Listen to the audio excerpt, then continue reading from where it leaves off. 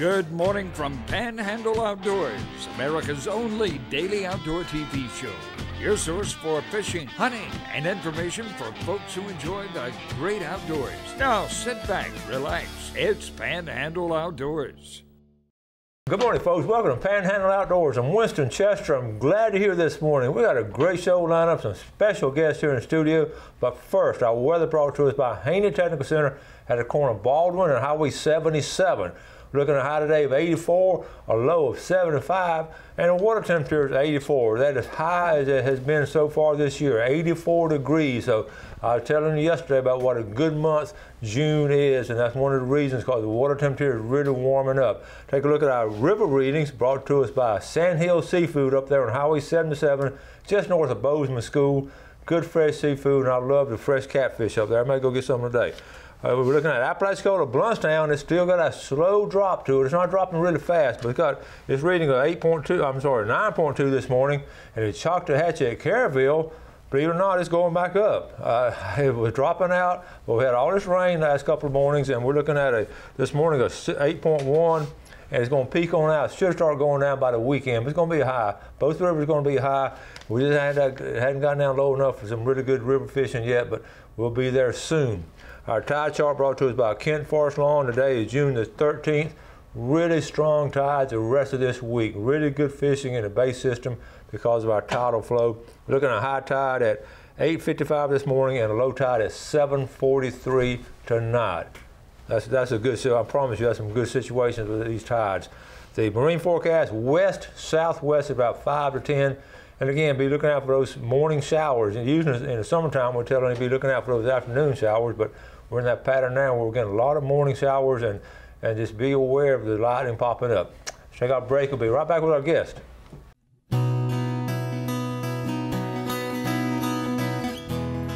All right, welcome back, folks. Glad you're here this morning. Welcome to our guest. We've got Joy Jernigan on the far end down here. Good morning, Joy. Good morning, Coach. How are you? Doing great. And Brent Edwards, good morning. Good morning, Coach. How are you doing? I'm doing great. And we're going to talk about a little bit of fishing. In fact, we're going to talk about a whole lot of fishing today. So I want to tell the folks, I always ask my guests to, always let them talk a minute or two, tell us a little bit about yourself and, what brings you to this point in time in your life. So, Brent, I'll let you go first. All right, Brent Edwards, 33, local, Panama City. I grew up in South Florida and West Palm, so I got to do a little fishing down there on the East Coast and got to go to the Keys for lobstering. So that was really enjoyable as a kid. You got really exposed to some serious fishing and all down in the Keys. Yes, sir. At a young age? Yes, sir. You got hooked in? I was hooked, big time. I know that's special. Joy. Yes, sir. I'm Joey Jernigan, originally born and raised in the great state of North Carolina. My father moved down in '85. I moved down in '97, but we were brought up at an early age of hunting and fishing. My first deer I took, I was 9 when I took my first deer, and we always started freshwater fishing. Then I grew up on the coast in the Outer Banks of North Carolina, so it was a good experience growing up.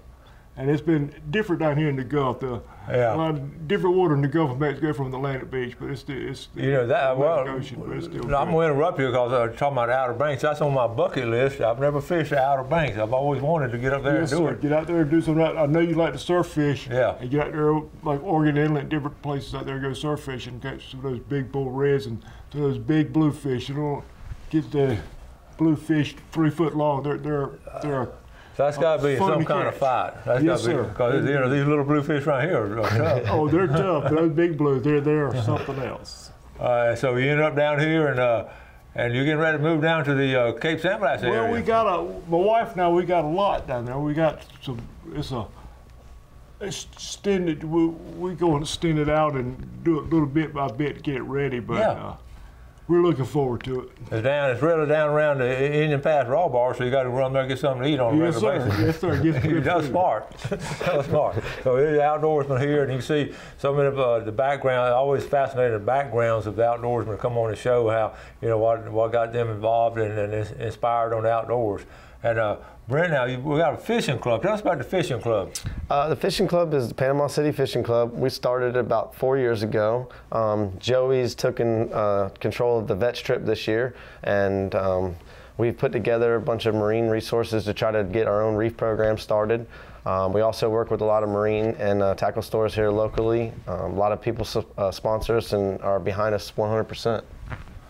Okay, tell us about the club itself. Do y'all meet or you on social media, or how do y'all organize and all that? We have a forum. Okay. It's called the Panama City Fishing, and then we have the Panama City Fishing Club. And the club is all private, and we also meet once a month. It's the third Thursday of the month at 6 p.m. And usually we alternate in between Hearts Marine, which I know you're familiar with, Bubba. Yes. And then we do a Legendary Marine, Florida Water Sports, and at Half Hitch. So we always announce that on our forum and let our members know. So.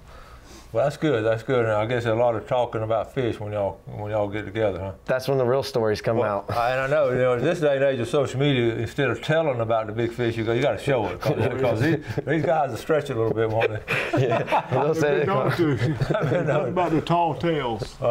And what kind of fishing do y'all cover the whole gamut, or offshore? The club does. We do a lot of inshore stuff, and we do offshore stuff as well. Trout, redfish, flounder. We do snapper, grouper, pelagics. If I remember, it seemed like every now and then y'all have a speaker or something, or I remember in the early days, it seemed like y'all had a speaker or two, because Bubba didn't invite, I was going to come, but had something come up. Do y'all have a speaker? We do. We have a guest speaker usually once a month, and they'll come out and talk about a seminar, usually dealing with fishing. Yeah. This month is Mark Coward and Mike Coward, Okay. the inshore guides. Yeah, So- they've been on the show before, so we know it. Yeah, Mark and Michael, they do a good presentation. Yeah. I've seen them on your show, and then Yeah. the different ones that they've done with Legendaries. So they do a good job. Yeah, do they a good do. job. And now we got something coming up, June the 24th. Yes, sir. June 24th, we're doing our annual veterans trip. We're doing it a 10-hour trip with Captain Anderson's on one of the head boats, and we've got 30 spots on the boat. We already got them locked in, so we're on the back of the boat, and we have sponsors that have sponsored spots for the veterans. It's for active, retired, former. If you served, we want to serve you for a 10-hour fishing trip. So we're looking forward to it. That's going to be great, and we're going to talk about how to get a hold of everybody. Let's go and take a break. We'll come back and talk a little bit more about this.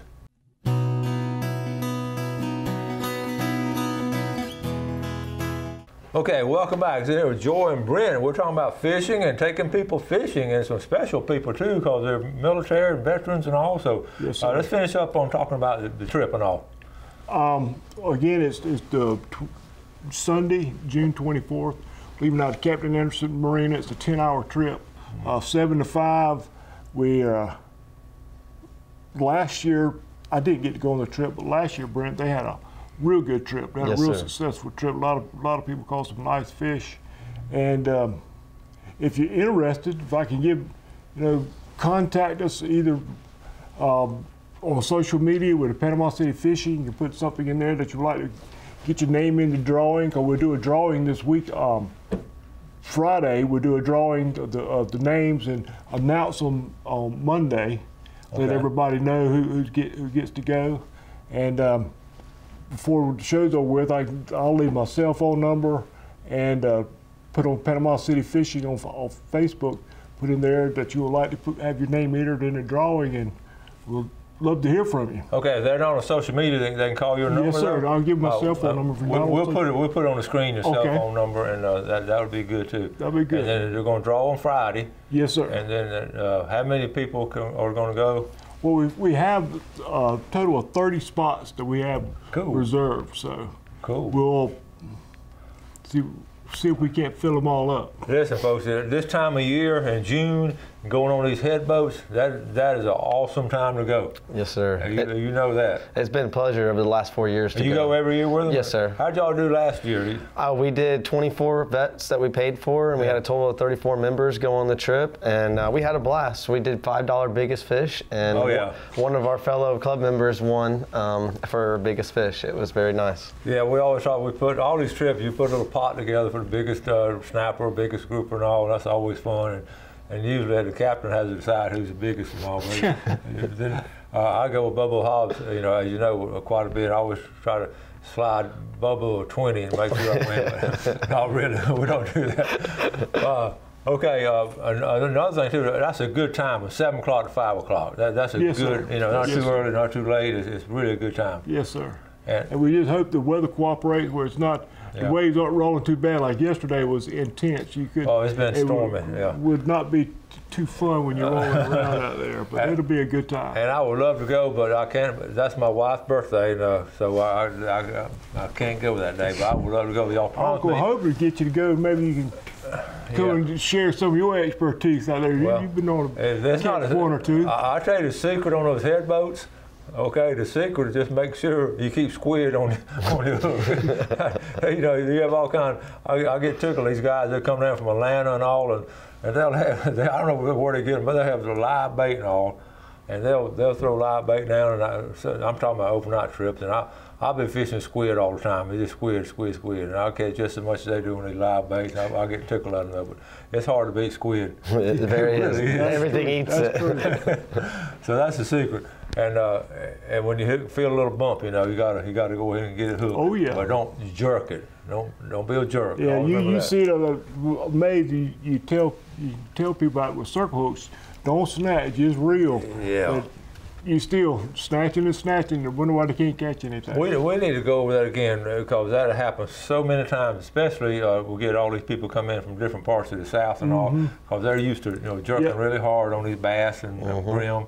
But on a circle hook, you always say that again because people. Don't jerk, just reel. Just reel it in. The hook sets itself. They're designed to set themselves. You don't need to encourage it. They'll turn. That's why they call it a circle hook. Got a little crook in them, and they'll turn. But if you jerk it, you're gonna bring it right out of his mouth. Oh yeah. Well, also now, one of my favorite things on these head boats about noon time, they throw a hamburger on that grill over there. Oh yeah. It tastes good, don't it? That's the best burger south of the border. I laugh about that. I eat hamburgers my whole life. I love hamburgers, but they just taste good out there. Oh yeah. Yes, Something sir. about it. Yeah. Something And about it. that part is good too, and the camaraderie, just laughing and joking and being. It's not always about the catch. It's about about the actual fishing part where you're joking back and forth and just having a good time. The catch is the plus. Yeah. Yes. Do you know which boat y'all will be on? It's the Captain Anderson, the Captain Anderson, 'cause that's the one that, at least on that day for the 10-hour trip, that's the one we're on.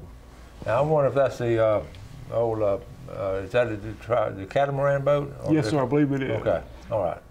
That's a big, wide, stable boat too. Big wide boat. Yeah, big built by wide. the Davis family, but Ken I think got it now, so that'd be a lot of room. I fish that boat a lot. That's a good And a boat. good stable boat, just Yeah. a width wide like that. So That boat it'll was be- built in 1969, so Wow. Yeah, still going strong. I was 1 year old when that was. So Well, I didn't see you out on it back then either. So anyway, your military service and all, these guys, anybody in the military, retired? yes, sir. Former, retired, active. If you have served your country and Yeah. you're call us, get in touch with us. We want to see if we can't take you fishing. Hey, I just getting sponsors and all to help pay for this? Or? We had a total of 11 sponsors that have. Of the 11 sponsors, they have sponsored 23 spots. So that kind of tells you they just haven't sponsored an individual. Several have sponsored. Well, one sponsored 10. So. Oh, that's awesome. All right, we got y'all the fellow fishermen. I was seeing this picture for a couple of days. I've hesitated on putting it on because at first, and y'all seen the picture too. At first, I thought it's Photoshop, and here it is right here, and we're gonna zoom in on it. And it's sent to me by reliable sources. A 27-inch flounder by Miss Donna on a Zebco 33 at Mexico Beach Canal. Now, I don't know a lot of information on it. It's been all over our local social media. And if you know more information on it, do y'all think this is real? What y'all think? I seen 2 different photos of it yesterday. Yeah. So I would have to say that I do believe it because I've seen 2 entirely different photos. That is. I think it's. We think okay, that's like I say, I've had it for a couple of days, and I sort of hesitated to show them. I keep getting these pictures from different people that I know are reliable, and that does happen. Yeah. I mean, and, Once in a lifetime. Well, that's That's exactly a nice right. fish. I mean, you don't catch many flounder like that. Well, I don't. No, and you stop thinking about being in a canal and all, and that's sort of what they're doing now, sort of passing through these areas. And the Zebco 33 will catch them. They've caught them for many years. Yes, sir. A long time they've been out there doing that. How many of us have learned to fish on a Zebco 33? That's true. Yes, Very sir. true. I got a trivia question, so I'm going to see if y'all can, of course you can look it up right now. I used to ask my class this, the word Zebco, where did the word Zebco come from? Do y'all know? I have no I idea. do not. Okay, we're going to take a break. I'm going to come back to you where the word Zebco came from.